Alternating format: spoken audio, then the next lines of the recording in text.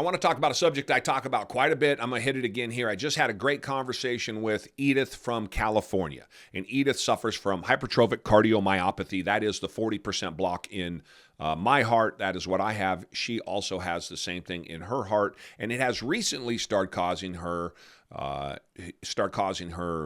to have some A-flutter and some AFib. The difference, just so everyone knows, A-flutter is when your heart's sitting there at 70 beats a minute, everything's going good, boom, it hits you at 140 beats a minute. 10 minutes later or 10 beats later, it'll go back down to 140. It gives you a little bit of a jolt, kind of scares you a little bit because, things might get a little wonky for you. You might get a little dizzy. That's what A-flutter is, and that'll go on for hours, up and down, up and down. And then there's AFib, and AFib is more what I suffer from when it hits, which is my heart rate.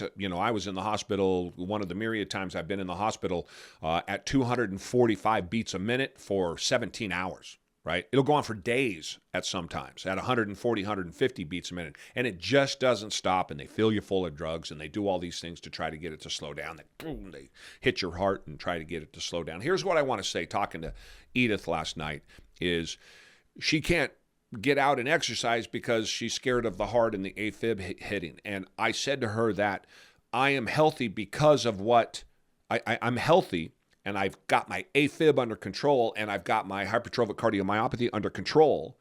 And this is the interesting part, because I did essentially 180 degrees the opposite of what I was told to do, of what I've been told to do since I was 38 years old. So I like to characterize it as I work in tandem with the doctors. I have my opinion and they have theirs. But here's the reality.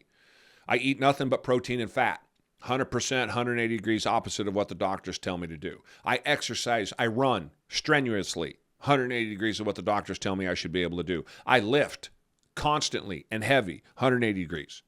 I hit the sauna, 180 degrees. Everything in my life that I do are all the things that I avoided doing prior to 3 years ago when I got my life back together. The food clearly has been a significant part of that. So to everyone that is suffering from hypertrophic cardiomyopathy and you don't have to have the growth in your heart in order to have AFib or A-flutter, I'm telling you that mine got better, significantly so, almost disappeared when I stopped eating carbs and sugar. Now, I got in great shape. I lost 100 pounds. I added a ton of muscle over 3 years, but I lost 100 pounds in 9.5, 10 months. And within month 3 or 4, I felt significantly better. We're talking about, y'all have to understand, my cardiomyopathy and my AFib and A-flutter has put me in the hospital and or the emergency room, not counting doctor visits, 50 times in the last 10 years. I'm not playing. It goes and it just runs forever. Nothing worked. I was taking hundreds of milligrams of medicine that they give out in 5 and 10 and 15 milligram increments. And I would take 150, 200, 400 milligrams of some of these meds to slow my heart down and try to control that beat. Nothing worked until I took it upon myself to say, I've got to go lose weight. I've got to go walk. I've got to go exercise. I've got to go push. You should see the cardiologist when I tell him I go in the sauna. Right? No, you can't do it. Well, she's right. I shouldn't go in the sauna unless I drink my gallon of water. But if I drink my gallon of water, as we know, for 3 years of going in the sauna with very little issues, it's magic. And so I have the benefits to all of these things by offsetting what might happen to me. You're going to go into AFib if you are dehydrated. So, and I've done it twice where I've gone too dehydrated. I pushed myself one time in Florida a couple years ago. I pushed myself too hard in 100-degree heat and 95% humidity. And I wore myself out and boom, it came in just like it. And it just reminds me, I got to drink my water. I got to drink that gallon every single day. I drink my gallon. I don't have any issues. So I don't eat sugar or carbs. I don't have any issues. I lose a bunch of weight. I don't have any issues. I put on muscle so I can, you don't have to look like me. You don't have to add muscle like me. Just have some muscle so that when you stand up out of the chair, it doesn't put you into AFib because it's too much pressure on your heart like it did me for years. Literally standing up. I would stand up, head rush, go into AFib, fall to the ground. 500 times that happened to me. So I'm talking about really changing your life. And it doesn't go for just AFib or A-flutter or growth in your heart. There are millions of you who have significantly less issues that seem onerous, but you don't know what's wrong with you until you stop being fat and unhealthy, period. The docs are just going to feed you medicine. You have to take control of your life. Get your life in order. Put all your pieces in place. Lose weight. Get healthy. Go for a walk. Eat good foods. Do all of those things over a course of a year. It will change your life. And then go talk to your doctor. Because what do you have to lose? We just continue to get sicker. We just continue to be fed more and more meds. We continue to have these bad habits. We continue to have terrible discipline. So all of these things result in us all being fat and sick. And if we have issues like I do with a 40% growth, the issues are even expanded. They're even more. They're even worse. Why do that to ourselves? I took my control back when I got healthy, period. And I got healthy by doing things that the medical community warned me not to do time and time again. In fact, on my sheet at my doctor's office, it says still on carnivore diet, would prefer he not. I kid you not. Here's the last thing I'll say.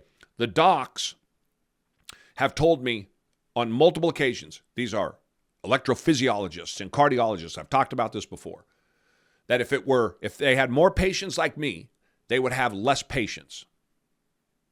Think about that. More patients like me, they would have less patients. Why?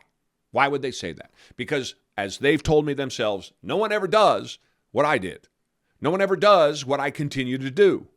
They all talk about it. I'm going to lose weight. I'm going to get healthy. I'm going to get in shape. Give me pills, give me pills, give me pills. They just keep feeding pills. They get sicker. They go back to the doctor. Doc, I'm sick. If I wasn't sick, I'd go for a walk, but give me more pills. And pretty soon you die a horrible death. Pretty soon you continue to live out a horrible existence, plagued by these maladies that we all have, largely because of the food we eat, and or then ones that we inherit. Right? That I was born with my cardiomyopathy. And things never change. The docs can't help you.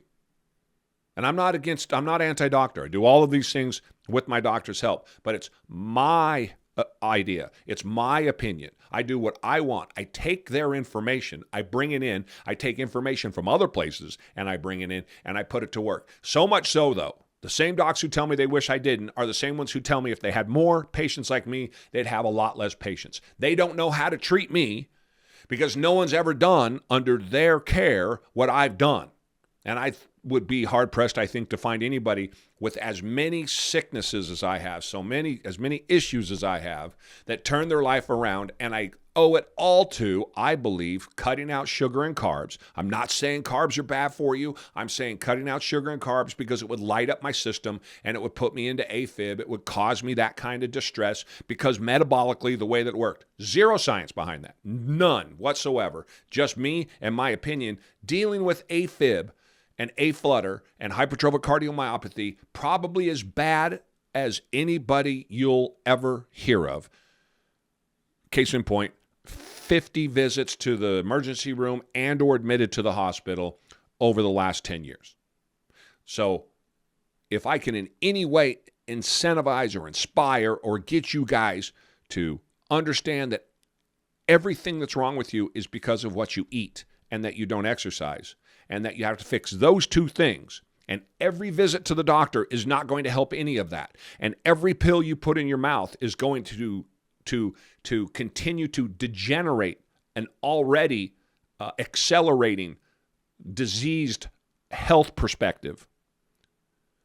Is the sooner you learn that, the sooner I think we can all work on getting healthy. And for all of you for all of you cardiomyopathy sufferers or AFib or A-flutter, if you guys can take anything from this in particular, go for a walk. Short term, take those meds to get your heart under control like I did. I used to take 19 pills and now I take 4. But when I took 19, I was doing my walking, I was doing my eating, I was doing everything I can to get my heart under control, and then I backed down from there as I got healthier. Opportunities are everywhere. You got to go get them. Go for a walk.